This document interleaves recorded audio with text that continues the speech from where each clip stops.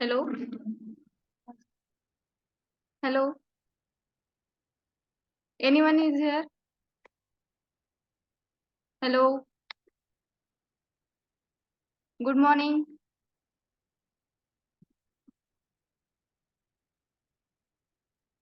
Message टकिए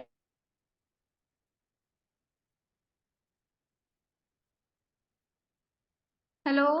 Am I audible?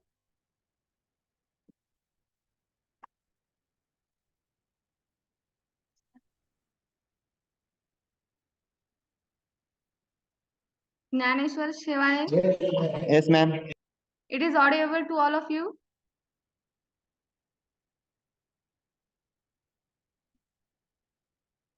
Screen is visible to all of you.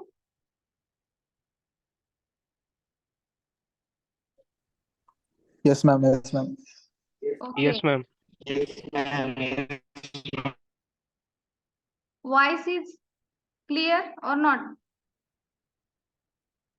Hello.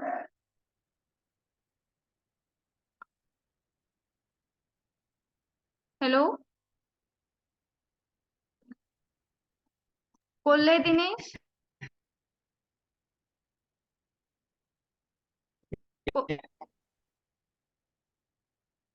Okay. Today we will see the discussion about the pharmaceutical inorganic chemistry. March 2022 question paper we will discuss in today's lecture. Firstly, question number first is for 10 marks. Each questions carry 2 marks. First question is, what is expectorants? How they act? Anyone idea about the expectorants?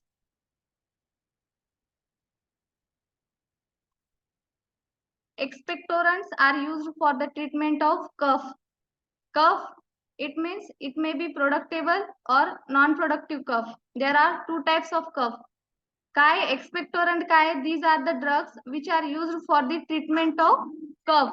आता cough चे किती types आहेत? There are two types of cough. First one is productive cough and second one is non-productive cough. In productive cough, there is a formation of sputum in our mucus, in our GI tract.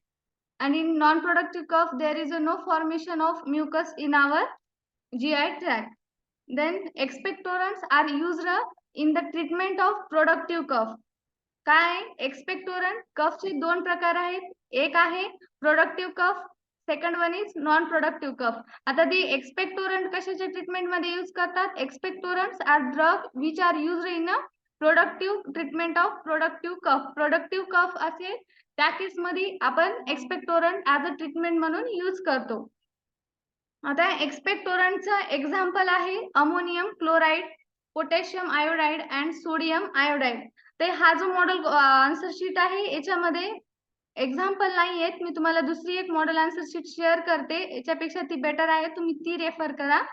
आणि माझ्याकडे जे example आहे त्या प्रत्येकाचे ते पण मी तुम्हाला share करते. आवाज येतोय ना श्वेता?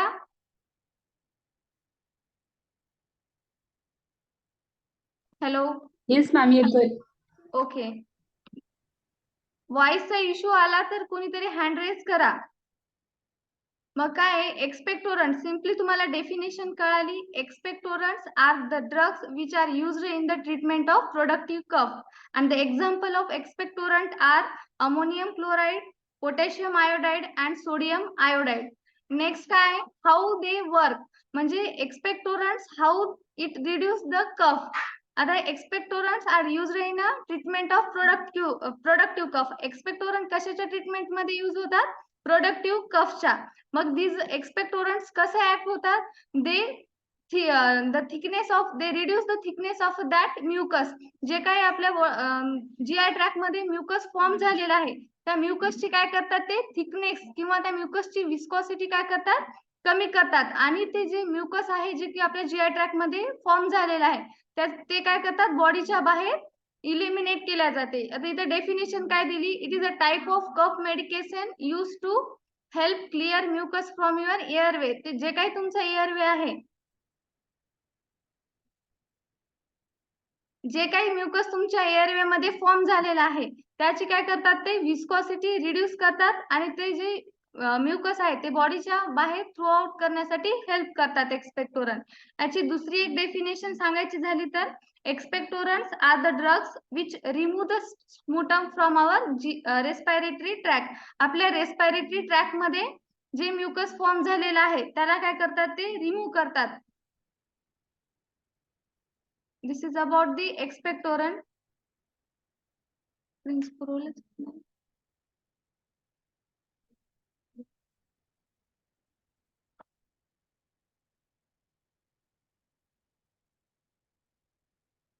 Next question आहे define the buffer capacity. आता what is meant by the buffer? Anyone have idea about the buffer? Ganesh, Pradnya, Shweta. Buffer means buffer are the solution of weak acid or weak base which resist the change in pH. काय असते buffer? Buffer एक असं solution असते ज्याच्यामध्ये आपण acid किंवा base काही add केलं तर त्याची पीएच चेंज होती का? नाही. त्याला काय म्हणतात? बफर. आणि बफरचे किती टाइप्स असतात? There are mainly 2 types of buffer. First आहे weak acidic buffer and strong acidic buffer. The weak acidic buffer एक आहे weak acidic buffer it is the solution of mixture of weak acid and its salt. आता buffer हा question काय विचारले यांनी फक्त या क्वेश्चन मध्ये काय विचारलेलं आहे बफर कॅपॅसिटी. पण in another way they can ask the question like define and classify buffer.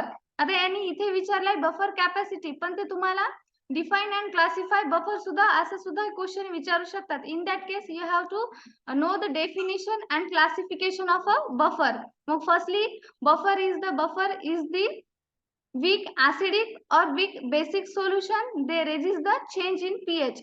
काय असते एक तर ते वीक ऍसिडचं सोल्युशन असेल किंवा weak base with it salt. बफरचं सोल्युशन मध्ये काय असते वीक ऍसिड असते आणि त्याचं साल्ट असते किंवा वीक बेस आणि त्या वीक बेसचा साल्ट. आणि ते काय करतात जी आपल्या सोल्युशनची पीएच आहे ती चेंज होऊ न देता सपोज आपण एखादा आय ड्रॉप्स किंवा आय सोल्युशन प्रिपेअर केलं in that case while we use त्या जे सोल्युशनचा लाईफ पिरियड आहे त्याच्यामध्ये त्या सोल्युशनची किंवा त्या आय ड्रॉपची पीएच चेंज नाही झाली पाहिजे. For that reason we add the buffer solution in that eye drop. आपल्याला जर एखादं सोल्युशन प्रिपेअर करायचं असेल तर त्या सोल्युशनची जर पीएच आपल्याला जी आहे तेवढीच मेंटेन करण्यासाठी आपल्याला त्या सोल्युशन मध्ये काय ऍड करावं लागते बफर. आणि बफर काय करतात ते त्या सोल्युशनची पीएच चेंज होऊ देत नाहीत. म्हणजे सिम्पली काय buffer is the solution of weak acid and its salt or weak base and its salt and they resist the change in pH. ते काय करतात तुमच्या pH च्या चेंजला काय करतात रेजिस्ट करतात म्हणजे ते pH मध्ये चेंज होऊ देत नाहीत. मग नेक्स्ट काय असेल त्याचं क्लासिफिकेशन ऑफ बफर मध्ये काय येते there are mainly 2 types of buffers. First काय आहे weak acidic buffer and second one is weak basic buffer. किती टाइप आहे? 2. एक वीक ऍसिडिक बफर आणि दुसरा वीक बेसिक बफर. आता वीक ऍसिडिक बफर मध्ये काय असेल एक्झाम्पल मध्ये त्याचं वीक ऍसिड एक असेल आणि त्याचा साल्ट. आणि वीक बेस मध्ये काय असेल वीक बेस आणि साल्ट. सिम्पली बफर लक्षात ठेवायचं असेल तर buffer is the solution which contain weak acid or it salt किंवा weak base or and it salt. मग आता वीक ऍसिडिक मध्ये काय असेल firstly they contain weak acid and it salt. आता वीक ऍसिडचे एक्झाम्पल काय आहे acetic acid. This is the example of weak acid and sodium acetate. It is a salt of that weak acid. आता तुम्हाला मी simply काय सांगितलंय की buffer काय आहे हे जे सोल्युशन आहे ऍसिडिक वीक ऍसिडिक किंवा वीक बेसिक. मग वीक ऍसिडिक बफर मध्ये काय असेल एक वीक ऍसिड असेल आणि त्याचा साल्ट. मग वीक ऍसिड काय आहे तुमचं acetic acid. This is the example of weak acid आणि त्याचा साल्ट काय असेल sodium acetate. This is the salt of that acetic acid. हे झालं तुमचं example weak acidic buffer. Second काय सांगितले मी तुम्हाला वीक बेसिक बफर. आता वीक बेसिक बफर मध्ये सिम्पली आहे in same like that of a weak acidic buffer. याच्यामध्ये काय असेल, weak base and its salt. Weak basic बफरचं एक्झाम्पल काय असेल, तुमचा वीक बेस असेल अमोनियम हायड्रोक्साईड आणि त्याचा सॅल्ट काय आहे, अमोनियम क्लोराईड. जे तुमचे इनऑर्गॅनिक सॅल्ट असतात ते रिप्लेस होतात, जे काय तुमचा OH ग्रुप आहे तो रिप्लेस होतो क्लोराईड आयन सोबत. मग वीक बेसिकचे एक्झाम्पल काय आहे, ammonium hydroxide and its salt is ammonium chloride. आता हे झालं बफर आणि definition. It is about the definition and classification of buffer. Next इथे क्वेश्चन काय विचारलंय त्यांनी, define the term buffer capacity. म्हणजे बफर मध्ये किती ऍसिड आणि किती बेस ऍड केल्यावर काही चेंज होईल तुमच्या बफरच्या कॅपॅसिटी, बफरच्या पीएच मध्ये, त्याला काय म्हणतात, बफरची कॅपॅसिटी. तर according to definition, the amount of acid or base required to produce a unit change in pH of a buffer solution is known as buffer capacity. म्हणजे आपल्याला किती ऍसिड आणि किती बेस ऍड करावं लागेल to change unit change in a pH. Unit change म्हणजे 1 digit change तुमच्या पीएचच्या, जे बफर सोल्युशनच्या पीएच मध्ये एक युनिटचा चेंज करण्यासाठी आपल्याला त्याच्यामध्ये किती ऍसिड आणि किती बेस ऍड करावं लागेल. ती जी ऍड करण्याची जी प्रॉपर्टी आहे किंवा ती जी अमाऊंट आहे त्याला काय म्हणतात, बफर कॅपॅसिटी.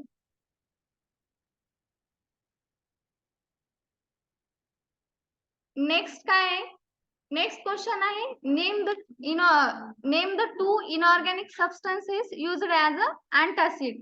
आता दोन असे इनऑर्गॅनिक सबस्टन्स जे की आपल्याला कशाचे काय म्हणून यूज करतील, antacid. For that firstly you have to know what is the use of antacid. Simply the antacids are the drugs which are used in the treatment of acidity. But what is meant by the acidity? Acidity, it is the simply increase in a level of HCl in our stomach. आपल्या stomach मध्ये जे HCl hydrochloric acid असते for the digestion of our food. जे काय आपण food daily to daily life मध्ये intake करतो त्याचे तुम्हाला डायजेशन करण्यासाठी कशाची रिक्वायरमेंट असते, ऍसिडची. मग आपल्या स्टमक मध्ये काय असते, HCl. मग काही केसेस मध्ये due to the aggressive and defensive factor, त्याच्यामध्ये वेगवेगळे एक्झाम्पल असतील, हेलिकोबॅक्टर पायरोली असेल, वेरियस तुमचे एन्झाइम्स असतील, किंवा तुमच्या बॉडी मधलं म्युकस किंवा प्रोस्टाग्लॅन्डिनची लेवल कमी झाली. इन दॅट केस काय होते, in our body there is a increase in a level of HCl. मग HClचं लेवल आपल्या बॉडीमध्ये इन्क्रीज झालं तर त्या कंडिशनला काय म्हणतात, acidity. And the drugs which are used in the treatment of acidity are known as antacids. Okay. मग इथं काय डेफिनेशन दिली, antacids are the drugs that are used to the decrease the level of gastric acid in stomach. Gastric acid किंवा त्याला आपण hydrochloric acid सुद्धा म्हणू शकतो. द स्टमकला दुसरं काय गॅस्ट्रिक म्हणतात, त्याच्यामुळे तिथे त्यांनी दिले गॅस्ट्रिक ऍसिड. किंवा सिम्पली तुम्ही जरी असंही लिहिलं, antacids are the drugs which are used in the treatment of acidity, then that answer will be sufficient. मग तुम्हाला acidity म्हणजे काय, त्या केस मध्ये तुम्हाला काय लिहायचे, acidity is a condition in which there is a increased level of gastric acid or HCl in our stomach. मग antacid हा झाला फर्स्ट डेफिनेशन, नेम त्यांनी तुम्हाला एक्झाम्पल विचारले. in same manner तुम्हाला ते असे क्वेश्चन विचारू शकतात, डिफाइन अँड क्लासिफाय antacids. मग in that case firstly you have to write the definition of antacid and after that you have to classify the antacid. मग डेफिनेशन काय आहे, antacids are the drugs which are used in the treatment of acidity. Next, classification of antacids काय, there are mainly 2 types of antacids.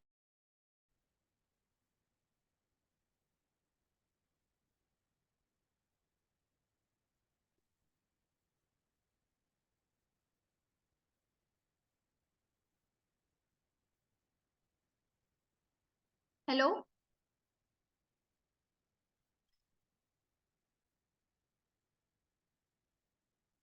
Green.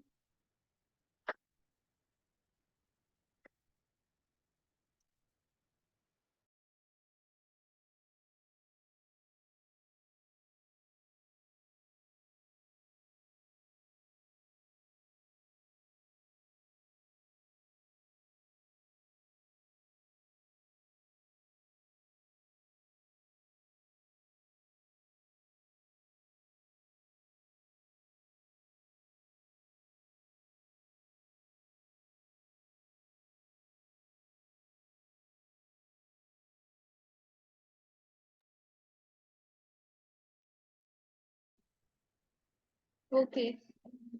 Due to the poor. Now screen is visible. Hello, Shweta. Now screen is visible and voice is audible. Hello. हा ma'am दिसत आहे. Okay आणि voice येते का? हा ma'am. Okay. Next काय आहे? Classification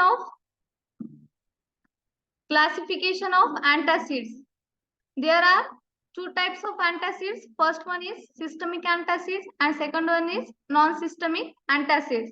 So what is meant by the systemic antacid? काय असते systemic antacid? These are the antacids which are soluble in our blood. ते काय असतात जे आपल्या सिस्टमिक सर्क्युलेशन मध्ये सोल्युबल असतात त्यांना काय म्हणतात? Systemic antacid. त्याचं बेस्ट एक्झाम्पल काय आहे? Sodium bicarbonate. सेकंड वन एक आहे non systemic antacids. Non systemic antacid म्हणजे काय? They are not soluble in our blood. जे की आपल्या ब्लड मध्ये सोल्युबल होत नाहीत किंवा जे वॉटर मध्ये सुद्धा सोल्युबल नसतात त्यांना काय म्हणतात? Non systemic antacid. आणि नॉन सिस्टमिक अँटासिडचं काय आहे? अगेन फर्स्टली काय सांगितले तुम्हाला? सिस्टमिक अँटासिड सिम्पली काय? These are the drugs which are used in the treatment of acidity and they are soluble in our blood. त्याला काय म्हणतात? Systemic antacid. त्याचे एक्झाम्पल काय सांगितले मी तुम्हाला? Sodium bicarbonate. नेक्स्ट क्लास काय आहे तुमचा? Non systemic antacid. आता हे जे नॉन सिस्टमिक अँटासिड आहेत depending on the inorganic substance, जे काय तुमचे अल्युमिनियम, मॅग्नेशियम याच्यावरून त्या non-systemic antacids are again classified into the further types. But non-systemic antacids are the drugs which are used in the treatment of acidity and they do not soluble in our blood. त्यांना काय म्हणतात? non-systemic. Systemic word आला, this is related to our blood. मग non-systemic antacid आता त्याचे according to the inorganic moiety मी काय सांगितले? These non-systemic antacid are again classified into aluminum containing antacid, magnesium containing antacid, and last one is calcium containing antacid. The example of aluminum containing antacid is aluminum hydroxide.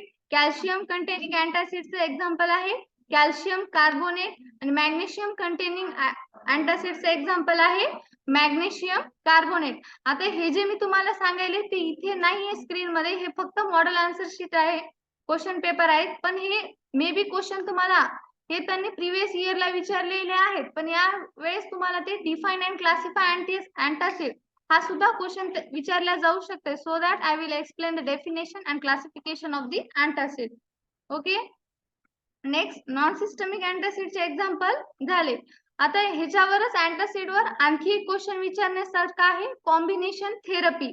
आता काय जे काही antacid आहेत या अँटासिडचे काही drawbacks आहेत. There are so many drawbacks are for the antacid. आता drawbacks काय किंवा त्याचे सिम्पली त्याचे side effect, the side effect of various side effects of antacids are happen while taking antacid for the treatment of acidity. जेव्हा आपण ऍसिडिटीच्या ट्रीटमेंटसाठी आपण एखादा antacid घेतलं त्या केस मध्ये काय आहे, त्या अँटासिडचे वेगवेगळे साइड इफेक्ट्स आहेत. For that reason they reduce the side effect of that antacid. We can use the combination antacid therapy. हा सुद्धा क्वेश्चन तुम्हाला 5 मार्क्सला विचारला जाऊ शकतो. Explain in brief about the combination antacid therapy. मग मेन कॉज काय आहे तुमचं? Combination antacid therapy. ही थेरपी कशासाठी आली? To reduce the side effect of antacid. जे काही तुमचे नॉर्मल सिस्टमिक आणि नॉन सिस्टमिक अँटासिड आहेत यांचे काय आहेत? काही ड्रॉबॅक्स आहेत. टू रिड्यूस दॅट ड्रॉबॅक, जे काही तुमचे सिस्टमिक आणि नॉन सिस्टमिक अँटासिडचे ड्रॉबॅक आहे ते कमी करण्यासाठी न्यू कॉम्बिनेशन थेरपी आलेली आहे. त्याला काय म्हणतात? Combination antacid therapy. आता मग firstly you have to know the what are the side effect of the antacid both in case of a systemic antacid आणि नॉन सिस्टमिक अँटासिड. आता हे जे दोन क्लासिफिकेशन आहेत अँटासिडचे, किती आहेत? दोन. पहिलं काय आहे? सिस्टमिक अँटासिड आणि second one is non systemic antacid. आता सिस्टमिक अँटासिडचा फर्स्ट साइड इफेक्ट आहे जे कॉज सिस्टमिक अल्कलोसिस. पहिला कॉज साइड इफेक्ट काय आहे? सिस्टमिक अँटासिडचा they cause the systemic alkalosis. आता दोन वेगवेगळ्या टर्मिनॉलॉजी आहे. सिस्टमिक अल्कोलोसिस वेगळा आहे आणि ऍसिडोसिस. पण नॉन सिस्टमिक अँटासिडचा साइड इफेक्ट काय आहे? Systemic alkalosis. आणि जे काही तुमचे सिस्टमिक अँटासिडचं जे साइड इफेक्ट आहे ते आहे सिस्टमिक अल्कोलोसिस. आणि नॉन सिस्टमिक अँटासिडचं साइड इफेक्ट काय आहे? हे constipation and diarrhoea. Aluminium containing जे काही तुमचे अँटासिड आहेत they causes the constipation and magnesium containing antacid जे आहे they causes the diarrhoea. To reduce that side effect of non-systemic and systemic antacid we use the combination antacid therapy.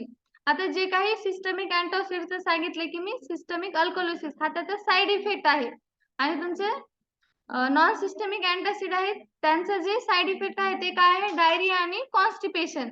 मग आता acidity झाली ना, आपण त्या टॅबलेट घेतल्या, मग आपल्याला कॉन्स्टिपेशन डायरिया झालं तर काय? परत तुम्हाला नवीन काहीतरी टॅबलेट घ्यावं लागतील. म्हणून हे साइड इफेक्ट कमी करण्यासाठी नवीन कोणते टर्म यूज झालेले किंवा नवीन कोणते ड्रग यूज केलेले आहेत त्यांनी कॉम्बिनेशन अँटासिड थेरपी. याच्यामध्ये काय केले?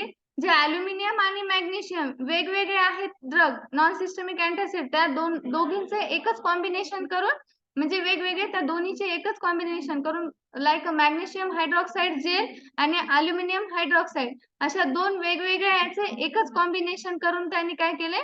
नवीन एक म्हणजे नॉन सिस्टमिक मध्ये जे वेगवेगळे आहेत अल्युमिनियम, कॅल्शियम, मॅग्नेशियम ते एकत्र करून त्यांनी एक नवीन ड्रग इन्व्हेंट केली. त्याचं एक एक्झाम्पल आहे मॅग अल्हायड्रेट. याच्यामध्ये काय आहे? त्यांनी मॅग्नेशियम यूज केलेला आहे आणि अल्युमिनियम. मग हे याच्यामुळे काय होते? हे जे आपण अँटासिड घेतले in that case we reduce the side effect like constipation and diarrhoea. जर आपण हे कॉम्बिनेशन अँटासिड थेरपी ट्रीटमेंट मध्ये ऍसिडिटीच्या यूज केली तर काय होईल? जे काही तुमच्या अँटासिडचे ड्रॉबॅक्स आहेत like constipation and diarrhoea for that this combination antacid therapy reduce that side effect like diarrhea and constipation. Next,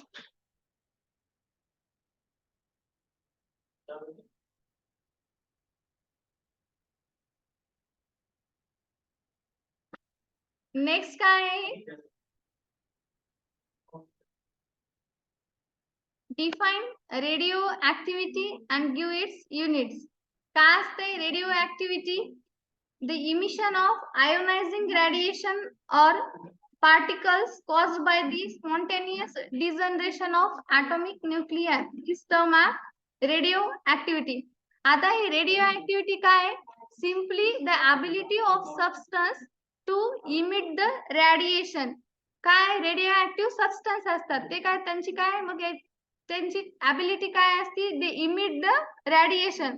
मग हे रेडिएशन काय इमिट करतात? Due to the degeneration of atomic nuclei. ज्या काही सबस्टन्स मध्ये जे ॲटॉमिक न्यूक्लियाय असतात त्याचं काय होते? डिजनरेशन. आणि due to that reason they emit the radiation. Simply काय? Radioactivity is the ability of substance to emit the radiation due to the degeneration of nuclei. जे काय तुमचे सबस्टन्स आहेत त्यांच्यामध्ये ज्या न्यूक्लियाय आहेत त्यांचं डिजनरेशन झाल्यामुळे ते काय करतात? रेडिएशन इमिट करतात. and the process किंवा the ability of that substance is known as radioactivity. समजलं? सिम्पली द आहे emission of radiation due to the degeneration of nuclei. आता याचे एक्झाम्पल काय आहे? हे पण आहे यांनी लिहिले ते बिग क्युरी. त्याचं दुसरे एक एक्झाम्पल आहे Curie. This is the this is the unit of radioactivity, curie. Next question काय? What is pharmacopoeia? Enlist official, enlist pharmacopoeia and enlist the different types of pharmacopoeia. असा आहे हा क्वेश्चन. मग pharmacopoeia काय आहे? It is a simply official book prepared by the national or regional authority and it contains the list of medicinal substances, crude drug and formula for making preparation from them. काय आहे? Pharmacopoeia एक book आहे आणि ते book कोणी prepare केले? Bye that national और regional authority. ते काय तुमचं नेशन असेल तिथे नॅशनल किंवा रिजनल त्या रिजनच्या अथॉरिटीने ते एक बुक प्रिपेअर केलेलं आहे आणि त्या बुक मध्ये काय आहे? वेगवेगळ्या मेडिसिनल सबस्टन्सेस असतात त्याची लिस्ट दिलेली आहे आणि वेगवेगळे फॉर्म्युला दिले त्याच्यावरून आपण त्या जे काही प्रिपरेशन असतात मार्केटमध्ये ते बनवू शकतो. मग काय आहे pharmacopoeia? It is a simply official book prepared by national or regional authority and that contain list of medicinal substance, crude drug and formula for making preparation from them. व खाली काही एक्झाम्पल दिलेले आहेत. आता हे जे ज्या काही नेशनना जे फार्माकोपिया इन्व्हेंट केलेली आहेत किंवा प्रोड्यूस केलेले जे काही लिहिलेले आहेत त्याच्यावरून त्याचे नाव दिले जातात. आपल्या इंडिया मधला झाला त्याचं नाव आहे इंडियन फार्माकोपिया.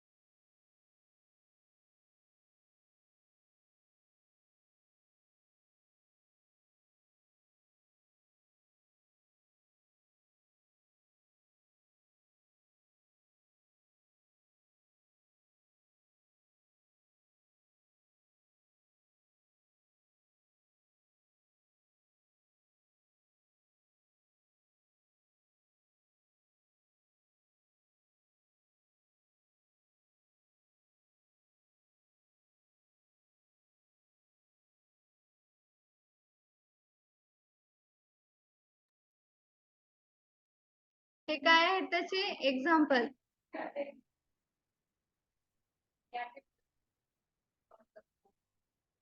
नेक्स्ट आता तुम्हाला 2 मार्क्सच्या क्वेश्चन मध्ये काय लिहिण्याचं इम्पॉर्टंट काय काय इसेन्शियल आहे. जर त्यांनी डेफिनेशन विचारली तर डेफिनेशन विचारली त्या केस मध्ये तुम्हाला एक तर डेफिनेशन लिहायची आणि त्यांचे एक्झाम्पल लिहायचे. ते प्रत्येक डेफिनेशन डिफाईन आलं की त्याच्या along with the definition you have to write the example. तुम्हाला त्या डेफिनेशन बरोबर तुम्हाला त्याचे एक्झाम्पल सुद्धा लिहावे लागतात. बघा आता नेक्स्ट क्वेश्चन काय झिंक युजेनॉल सिमेंट. आता झिंक युजेनॉल सिमेंट हे कायचा यूज काय दे ऍक्ट ऍज अ फिलर. जे काय तुमचे टूथ टिके हे होतात त्या केस मध्ये तुमच्या दातामध्ये काय करतात हे फिलर टाइप म्हणजे सिमेंट जे असतात तसं सिमेंट आहे. याचा यूज काय आहे it is considered as a best cementing material in a dental practice. आता तुमच्या जे डेंटल ट्रीटमेंट असतात त्याच्यामध्ये हे फिलर्स किंवा सिमेंटिंग एजंट म्हणून यूज केले जातात. आणि काय करतात इट कंटेन्स युजेनॉल. जे काही जे तुमच्या त्या झिंक युजेनॉल सिमेंट मध्ये जे युजेनॉल आहे ते काय करते माइल्ड अँटीसेप्टिक आणि अनेस्थेटिक इफेक्ट शो करतात. अँटीसेप्टिक म्हणजे सेप्सिस कमी करतात आणि अनेस्थेटिक म्हणजे कॉन्शियसनेस रिड्यूस करतात. आता हे झाले तुमचे 2 मार्क्सचे क्वेश्चन.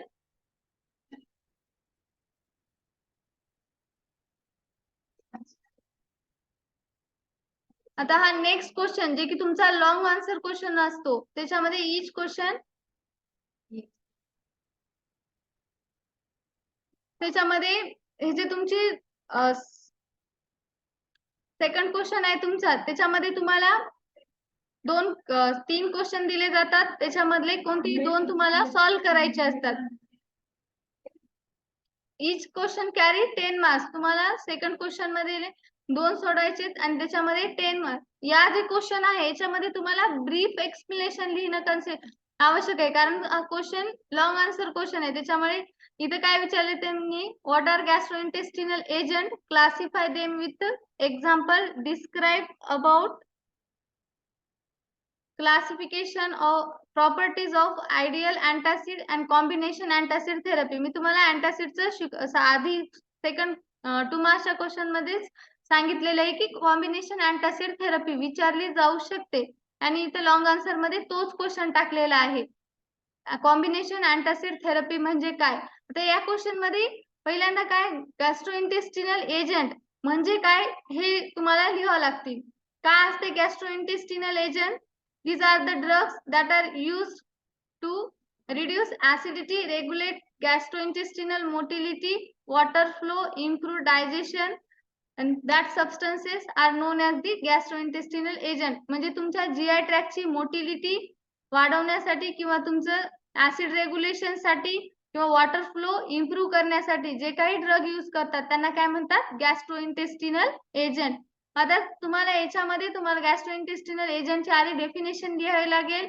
तुम्हाला दुसरं त्याचे जीआय गॅस्ट्रोइंटेस्टिनल ट्रॅकचे काय कंपोनंट माहित असतील ते लिहिले तरी चालतात. आणि त्याच्यात एक्झाम्पल गॅस्ट्रोइंटेस्टिनल एजंट मध्ये एक्झाम्पल काय आहेत?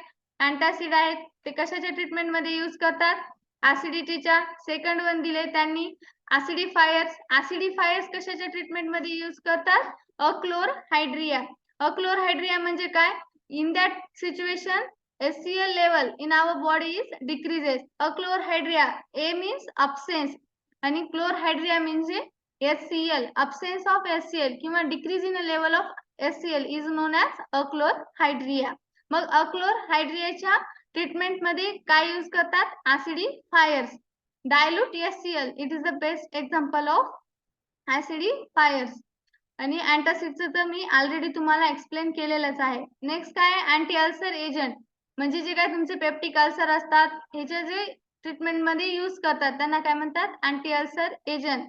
कॅथार्टिक जे तुम्हाला जर कॉन्स्टिपेशनचा प्रॉब्लेम झाला तर त्या कॉन्स्टिपेशनच्या ट्रीटमेंट मध्ये कॅथार्टिक्स यूज केले जातात. आणि लास्ट काय आहे गॅस्ट्रोइंटेस्टिनल एजंट मधलं? Antimicrobial agent. अँटीमायक्रोबियल एजंट म्हणजे काय? जे काय तुमची मायक्रोबियल ग्रोथ मुळे किंवा बॅक्टेरिया याच्यामुळे तुम्हाला काय जे डिसऑर्डर होतात ते कमी करण्यासाठी काय करतो आपण? अँटीमायक्रोबियल एजंट यूज करतो. मग पहिल्यांदा या क्वेश्चन मध्ये तुम्हाला काय लिहावं लागेल? गॅस्ट्रोइंटेस्टिनल एजंट म्हणजे काय? दुसऱ्या नंतर हे जे तुम्ही लिहिलेत example antacid, acidifier, anti ulcer agent, cathartics, antimicrobial agent या प्रत्येकाचं थोडं इन शॉर्ट तुम्हाला डेफिनेशन काही माहिती असेल तर ते तुम्ही तिथे लिहा. इथे लिहिलेलं आहे बघा. याच्यात अलॉंग विथ त्यांनी काय सांगितले? Describe about the ideal properties of antacid. मग त्या अँटासिडच्या आयडियल प्रॉपर्टीज काय असल्या पाहिजे? तुम्हाला ऑलरेडी सांगितले की अँटासिडचे काही साइड इफेक्ट आहेत. ते साइड इफेक्ट त्या अँटासिडनी शो केले नाही पाहिजे. मग त्याच्या आयडियल प्रॉपर्टीज मध्ये काय लिहायचे तुम्हाला? They should not causes the constipation. They should not causes the metabolic alkalosis. They should not causes the diarrhea. जे काही तुमचे साइड इफेक्ट आहेत ते त्यांनी शो केले नाही पाहिजे. हे त्यांचे काय असतील? Ideal properties. They should not be water soluble. ते वॉटर मध्ये सोल्युबल नसायला पाहिजे. हेच त्यांनी इथे साइड इफेक्ट जे काही तुमचे साइड इफेक्ट आहेत तेच कमी करून त्यांनी आयडियल प्रॉपर्टीज मध्ये टाकलेले आहेत. They should not be too much expensive. त्यांचा जो लाईफ पिरियड असतो किंवा इफेक्टिव्ह पिरियड असतो तो कसा असला पाहिजे? लॉंग. आता हे नेक्स्ट आहे कॉम्बिनेशन अँटासिड थेरपी. तुम्हाला सांगितलेलं आहे मी कॉम्बिनेशन अँटासिड थेरपीचा मेन पर्पज काय? To reduce the side effect cause due to the systemic and non systemic antacid. जे काही तुमचे सिस्टमिक आणि नॉन सिस्टमिक अँटासिडचे साइड इफेक्ट आहेत ते कमी करण्यासाठी काय कशाचा यूज केलेला आहे? कॉम्बिनेशन अँटासिड थेरपीचा. मग हेच त्यांनी इथं दिलेलं आहे की ते काय करतात. आणि त्या कॉम्बिनेशन अँटासिड थेरपी मध्ये मॅगहायड्रेट म्हणजे combination of magnesium and aluminium याचं एक एक्झाम्पल दिलेलं आहे. मग मॅग्नेशियम काय करते? त्याचं पर्पज काय? It is fastly acting. आणि ॲल्युमिनियम काय करते? ते ड्युरेशन ऑफ ऍक्शन म्हणजे मॅग्नेशियम ऍक्शन काय जे काय ऑनसेट ऑफ ऍक्शन आहे ते काय लवकर सुरू करते. आणि ॲल्युमिनियम काय करते? जे ड्युरेशन ऑफ ऍक्शन आहे म्हणजे किती वेळ ते अँटासिड प्रॉपर्टी शो करते.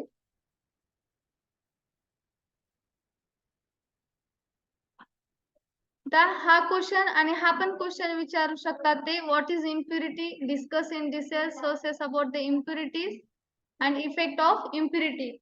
आणि इम्प्युरिटी मध्ये तुम्हाला दुसरे एक लिमिट टेस्टचे क्वेश्चन त्यांनी मोस्टली विचारले जाऊ शकतात. त्याच्यामुळे PIC मध्ये लिमिट टेस्ट पूर्ण आणि स्टार्टिंगचे जे आयर्न आहे सल्फेट, क्लोराईड ह्या पूर्ण इम्प्युरिटीचं आता लिमिट टेस्ट सुद्धा तुम्हाला व्यवस्थित प्रिपेअर करायचे.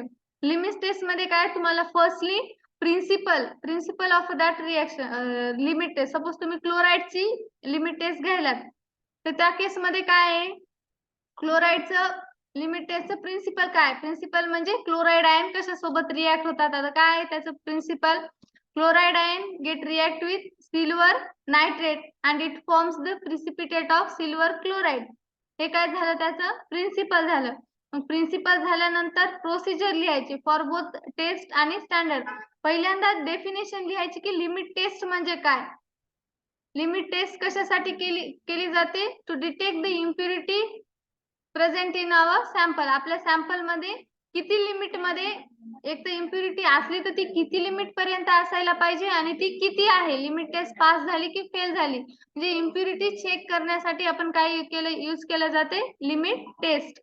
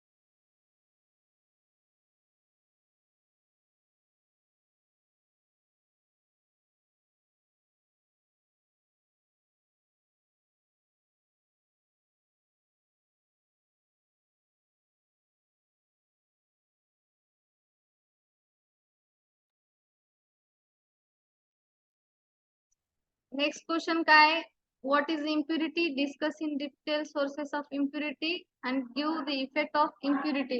हा सुद्धा क्वेश्चन तुम्हाला विचारला जाऊ शकतो एक्झाम मध्ये. अलॉंग विथ दॅट क्वेश्चन जे काही तुमच्या लिमिट टेस्ट आहेत तो सुद्धा क्वेश्चन लिमिट टेस्ट त्यांनी दोन याच्या लिमिट टेस्ट विचारतील, एक तर सल्फेटची विचारतील किंवा discuss the limit test on sulphate किंवा क्लोराईड, दोन्हीचंही विचारलं 5-5 मार्क्सला, असं टोटल 10 मार्क्सला क्वेश्चन विचारला जाऊ शकते.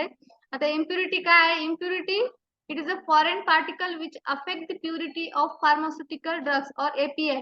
जे काही तुमचं API असते ऍक्टिव्ह फार्मास्युटिकल इन्ग्रेडिएंट त्याची प्युरिटी कमी करणाऱ्या सबस्टन्सला काय म्हणतात? इम्प्युरिटी. पाण्यातला जो कचरा असते त्याला काय म्हणतात? इम्प्युरिटी. व काय इम्प्युरिटीची सिंपल डेफिनेशन आहे? Foreign particle which affect the purity of pharmaceutical drug product.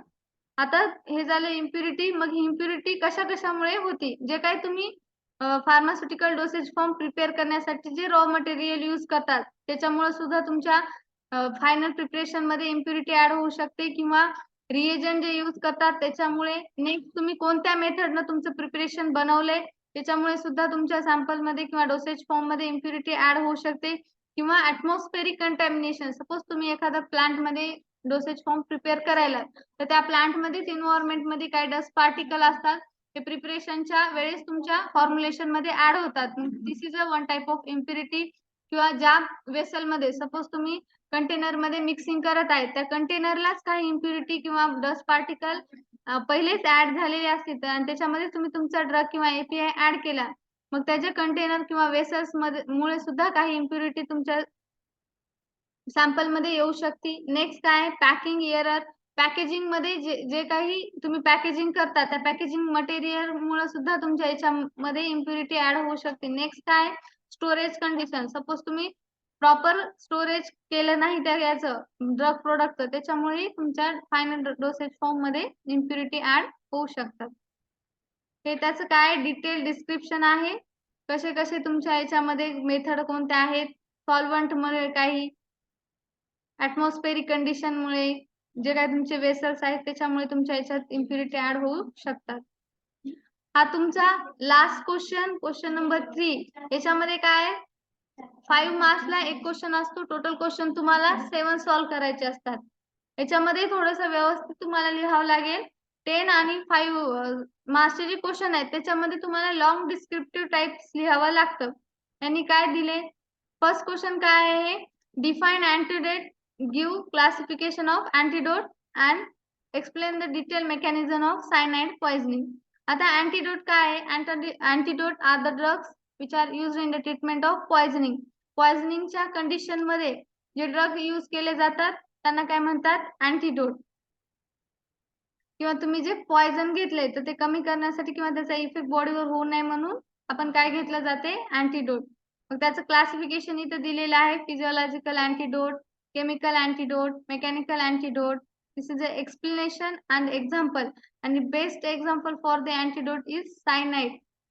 पॉइझनिंगच्या याच्यामध्ये जे काही तुमचे अँटीडोट यूज करतात, आता त्यांनी इथं मेकॅनिझम विचारले की सायनाइड पॉइझनिंग झाली त्या केसमध्ये तुम्ही अँटीडोट काय घेणार आणि त्याचं तुमची मेकॅनिझम ऑफ ऍक्शन काय असेल.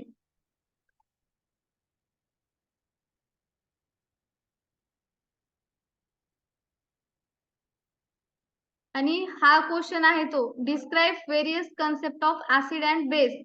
हा क्वेश्चन लॉंग आन्सर मध्ये विचारला जाऊ शकते आणि पीएससी मधला मोस्ट इझी क्वेश्चन आहे. जे काही तुम्ही ऑलरेडी 11th-12th ला शिकलात त्याच्यावरच बेसिसवर हा तुमचा क्वेश्चन आहे. याच्यामध्ये काय लिहिले, काय विचारले? व्हेरियस कन्सेप्ट किंवा various theories of, describe the various theories of acid and base. हा सुद्धा याच्याऐवजी तो सुद्धा क्वेश्चन व्हेरियस कन्सेप्ट किंवा तिथे विचार जाऊ शकते की various theories of acid and base. त्याच्यामध्ये किती आहेत? Mainly 3 theories. फर्स्ट काय आहे? Arrhenius theory. नेक्स्ट आहे लॉरी ब्रॉन्स्टेड थेरी आणि लास्ट वन इज लेविट्स थेरी. मग आता ते प्रत्येक थेरीनुसार तुम्हाला काय करायचंय?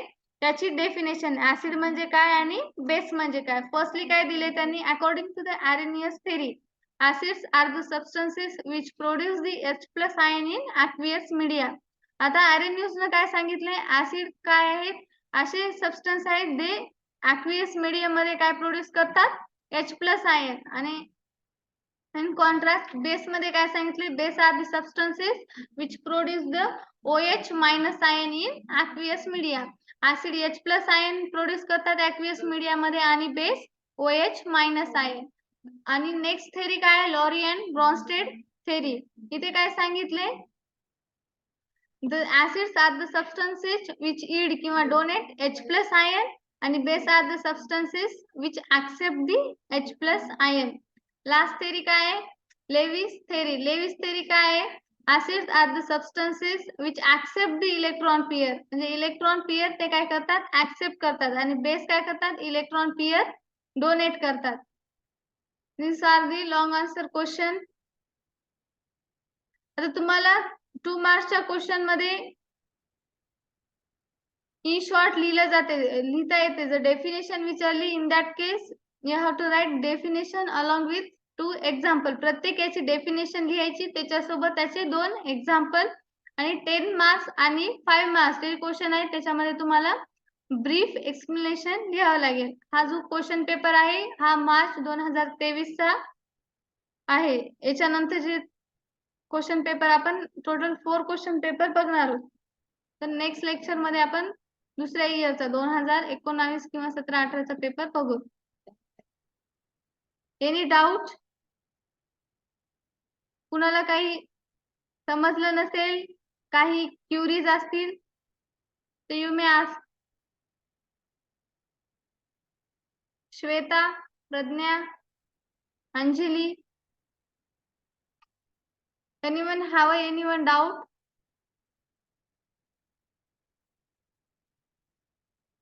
If you have no doubt, then I will stop the meeting.